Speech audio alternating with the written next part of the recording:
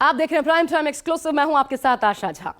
मौका भांपना और वर्तमान परिस्थितियों के अनुरूप दांव लगाना, सिविल इंजीनियरिंग के छात्र से बिहार के रिकॉर्ड टाइम सीएम बने नीतीश कुमार का राजनीतिक करियर ऐसे ही उदाहरणों से भरा पड़ा है। बार बार पाला बदलने के कारण विरोधियों ने उन्हें कुर्सी कुमार पलटू राम तक का नाम दिया, लेकिन नीतीश नहीं बदले। वो वही करते हैं जो वो करना चाहते हैं, और वो इस वक्त क्या करना चाहते हैं ये सिर्फ उन्हें छोड़कर कोई और नहीं जानता।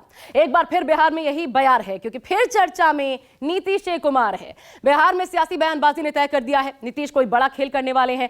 गठबंधन को तो झटका दे ही चुके हैं, अब बारी शायद राजद की है, लेकिन स्पष्ट कुछ नहीं है। और इसलिए देखिए, नीतीश एक पहेली बूझो तो जाने।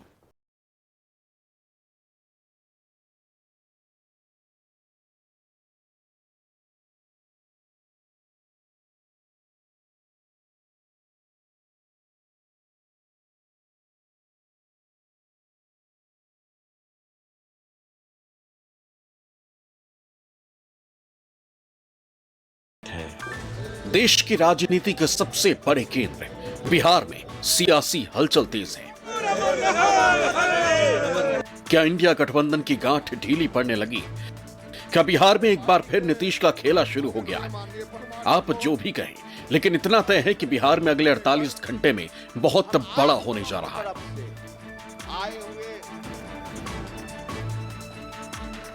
25 जनवरी, इस तारीख को याद कर लीजिए। ये वो तारीख है जिस दिन एक बार फिर बिहार में सत्ता का परिवर्तन खेल हुआ था, और एक बार फिर इसके सूत्रधार रहे हैं बिहार के सीएम और जेडीयू के राष्ट्रीय अध्यक्ष नीतीश कुमार।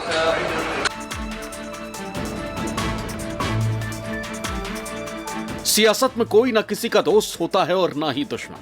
नीतीश कुमार जैसे नेता इसे कई बार साबित भी कर चुके हैं, और एक बार फिर इसे साबित करने का मन बना चुके हैं। कहते हैं नीतीश आगे क्या करने वाले हैं, ये नीतीश को छोड़कर किसी को नहीं पता होता, लेकिन बिहार के ताजा सियासी हालात इसी की ओर इशारा कर रहे हैं।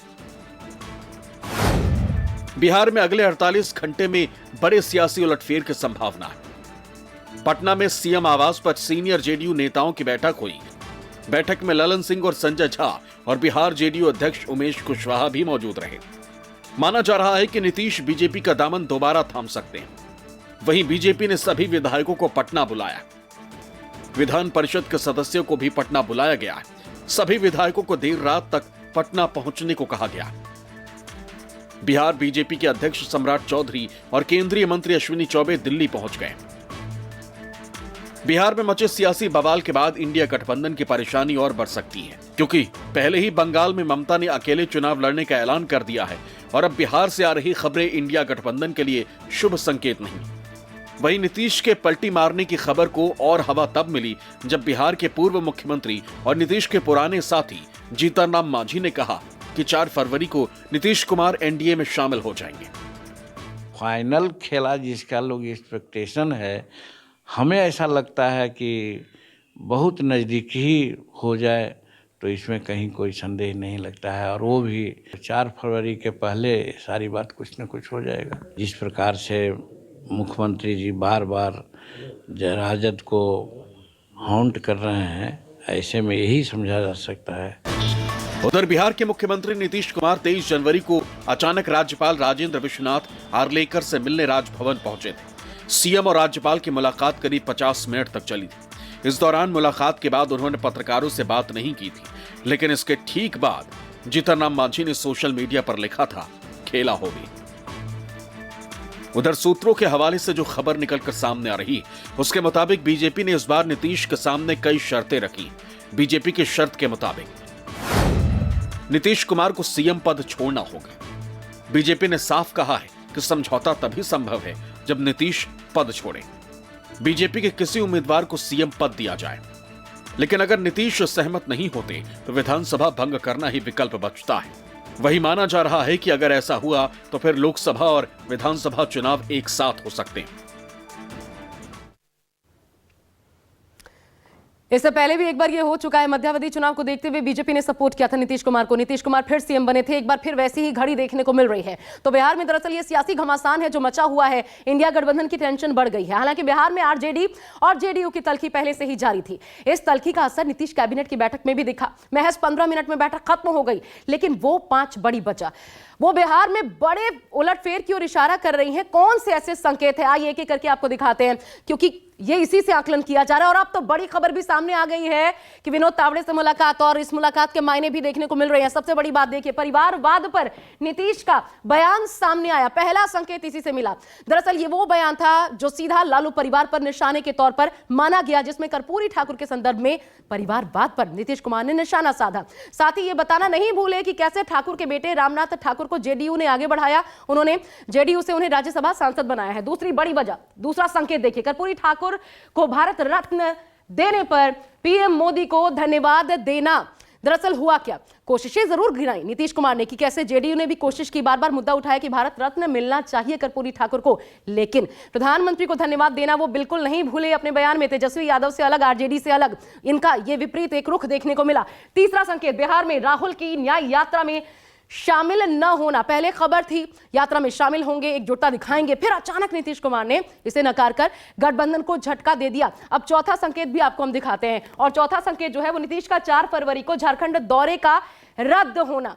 गठबंधन के जरिए दरअसल बीजेपी के खिलाफ ये लामबंदी की एक नए सिरे से शुरुआत थी, लेकिन यहां वो भी रद्द हो गई, और इसलिए इसे भी संकेत के तौर पर माना जा रहा है। 5वां संकेत भी देख लीजिए, जल्दी से आपको दिखाते हैं। बीजेपी नेताओं का नीतीश की जगह लालू तेजस्वी पर ज्यादा हमलावर होना। यह बदलाव भी हाल के दिनों में ही देखने को मिला है, क्योंकि इससे पहले आपको याद होगा जब अलग भी हुए थे, तब गठबंधन जब टूटा था, तब या इसके बाद भी नीतीश पर हमले हालांकि कभी रुके नहीं, लेकिन हाल के बयानों में परिवर्तन साफ साफ नजर आया है।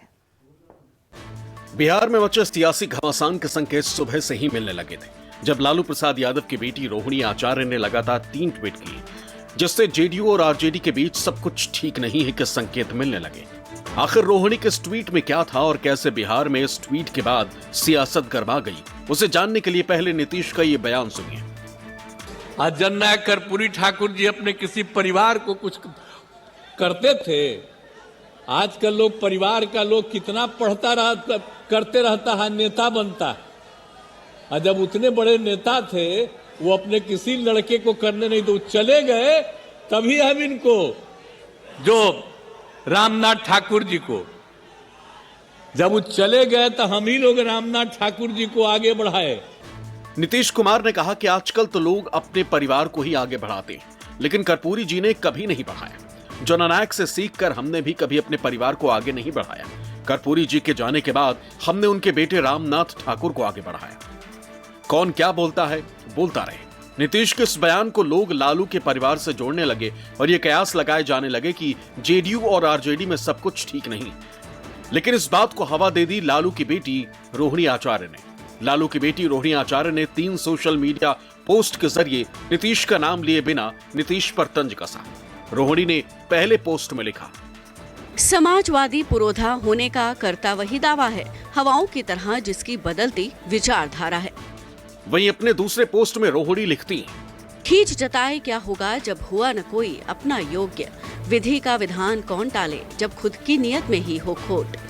वो यही नहीं रुकी, उन्होंने तीसरा पोस्ट भी लिख डाला जिसमें लिखा था, अक्सर कुछ लोग नहीं देख पाते हैं अपनी कमियां, लेकिन किसी दूसरे पे कीचड़ उछालने की करते रहते हैं बदतमीजियां। इन 3 पोस्ट के बाद इसे नीतीश पर हमले के तौर पर देखा जाने लगा।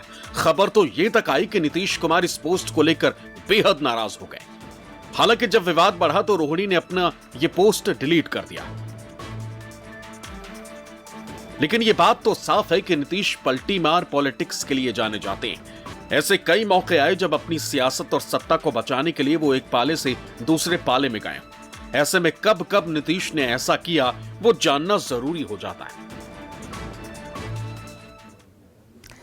जी हां, दरअसल नीतीश कुमार का इतिहास ही इससे भरा पड़ा है। नीतीश कुमार को भले ही सियासत का पलटूराम कहा जाता रहा हो, लेकिन ये सत्ता में बने रहने का नीतीश मॉडल भी आप कह सकते हैं। नीतीश कुमार ने जब जब पाला बदला है तब तब उन्होंने अपने मकसद को ही पूरा किया है, और दरअसल जब जब नीतीश कुमार की सियासत डगमगाई है तब तब उन्होंने पलटी मारी है। नीतीश की पलटी मार पॉलिटिक्स जो है वो कब कब किसको झटका देकर किधर गए, आइए अब आपको ये दिखाते हैं। और ये शुरुआत जो होती है काफी पहले से, देखिए साल 1994 को याद करना जरूरी हो जाता है क्योंकि ये उभार का वक्त था नीतीश कुमार का। किसको झटका दिया इन्होंने?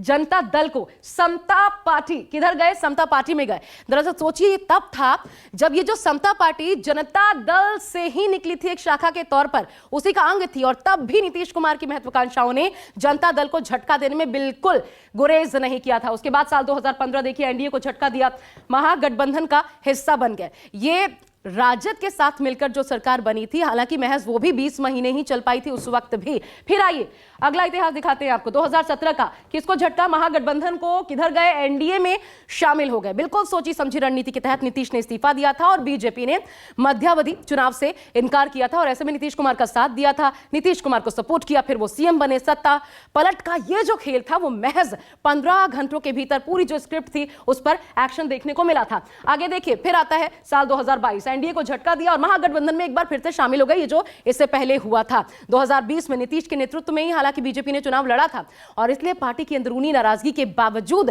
बीजेपी ने नीतीश को सीएम बनाया। लेकिन वक्त पड़ने पर नीतीश कुमार ने एक बार फिर एनडीए को झटका देने में बिल्कुल वक्त नहीं लगाया। तो ये नीतीश का इतिहास रहा है और वर्तमान भी इसी दिशा में अब आगे बढ़ रहा है। सत्ता में सहयोगी कोई भी रहे, लेकिन नीतीश कुमार ने हमेशा खुद को बिहार के किंग मेकर की भूमिका में पेश किया है। यानी नीतीश कुमार की सियासत लकीर की तरह सीधी नहीं, बल्कि वो उसे अपने हिसाब से चलाते रहे और वक्त वक्त पर चौंकाते रहे। इसलिए कहा जाता है कि नीतीश कुमार के दिमाग को पढ़ना आसान नहीं। अगर गठबंधन बदलते हैं नीतीश कुमार, सियासी अगर करवट ये लेते हैं, तो हम समझते हैं कि फिर एक मजबूत स्थिति में एनडीए हो जाएगी बिहार में। जो अभी कई सर्वे में जो आ रहा था कि जो अर्थमेटिक है नीतीश कुमार, लालू प्रसाद, वामपंथी पार्टी और कांग्रेस के मिलने से, और उसमें भाजपा काफ़ी कमज़ोर नज़र आ रही थी या एनडीए कह लीजिए कि कमज़ोर नज़र आ रही थी, तो फिर एक बार एनडीए मजबूत स्थिति में हो जाएगी और हिंदी पट्टी में फिर बिहार एक मजबूत स्थिति में होगी।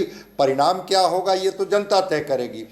मोदी को चुनौती देने के लिए नीतीश कुमार ने ही विपक्षी गठबंधन इंडिया के लिए सूत्रधार की भूमिका निभाई थी। विपक्षी पार्टियों को एक छत के नीचे लेकर आए थे, लेकिन सीट शेयरिंग पर बात न बनना और लगातार गठबंधन में अपनी उपेक्षा से वो नाराज चल रहे हैं। हालांकि विपक्षी गठबंधन ऑल इज वेल की बात कर रहा है। न्याय यात्रा में हमने न्याय शब्द जोड़ा है क्योंकि देश में अन्याय हो रहा है। बीजेपी, आरएसएस नफरत फैला रही है, हिंसा फैला रही है और अन्याय फैला रही है। इसीलिए इंडिया फॉर्मेशन एक साथ अन्याय के खिलाफ लड़ने जा रहा है। हालांकि नीतीश अगर बीजेपी के साथ जाते हैं तो फिर इंडिया गठबंधन के लिए बिहार में 24 के रण को साधना मुश्किल हो जाएगा, क्योंकि एक बड़ा वोट बैंक नीतीश के साथ रहा है और माना जाता है कि नीतीश जिस भी तरफ गए हैं ये वोट बैंक उन्हीं के साथ रहा है। तो देश के साथ अन्याय की बात करते करते क्या नीतीश कुमार अब कांग्रेस और गठबंधन के साथ ही अन्याय पर आमादा हैं? दरअसल इसके पीछे कारण है लोकसभा के चुनाव और किसी भी हाल में बीजेपी नीतीश कुमार का साथ आना जरूर उनको साथ लेना चाहेगी, क्योंकि इसमें सिर्फ और सिर्फ फायदा नजर आता है। क्यों? आखिर कारण क्या है नीतीश को साथ लेने के पीछे? तो इसके पीछे कारण है नीतीश का विनिंग फैक्टर। वो विनिंग फैक्टर क्या कहता है, हम आंकड़ों की जुबानी आपको समझाने की कोशिश करते हैं। और अगर आंकड़े देखें आप, देखिए लोकसभा के चुनाव 2019 की पहले बात कर लेते हैं। कोयरी कुर्मी जो ओबीसी में अति पिछड़ा वर्ग है, कोयरी कुर्मी उनमें से आते हैं। यूपीए में 7%, सोचिए 2019 में गए थे, अब यहां पर डिफरेंस देख लीजिए, 7-70 का डिफरेंस यहां पर नजर आता है। ये बहुत बड़ा डिफरेंस हुआ। 2019 के लोकसभा चुनाव देखिए, अन्य पिछड़ा की बात कर रहे हैं हम, 9% यूपीए के साथ गए, एनडीए के साथ गए 76%। आगे देखिए अगला टैली भी बड़ा इंपॉर्टेंट हो जाता है। फिर कोयरी कुर्मी की बात 2020 के विधानसभा चुनाव की हम बात कर रहे हैं, यूपीए में 14% गए, अति पिछड़ा एनडीए की बात कर लें तो 66%। हर जगह आपको एक बड़ा अंतर नजर आएगा। इसके अलावा देखिए ये विधानसभा चुनाव की बात हो गई। विधानसभा चुनाव 2020 में अगर बात करें, यूपीए 18%, एनडीए की बात करें 58%। अब आप इससे अंदाजा लगा सकते हैं, इसके मायने आंकड़ों की जुबानी बिल्कुल शीशे की तरह साफ हो जाते हैं कि जहां नीतीश वहां अति पिछड़ों का वोट। यानी अब कर्पूरी ठाकुर के नाम पर जिस क्रेडिट पॉलिटिक्स की शुरुआत हुई है उसमें किस रूप में कौन बाजी मारेगा, इसकी दशा और दिशा तय करने के राजनीतिक खेल की शुरुआत हो चुकी है और नजर नीतीश कुमार पर टिकी है। एक छोटा सा ब्रेक इसी के साथ ले रहे हैं, आप देखते रहिए न्यूज़ 24।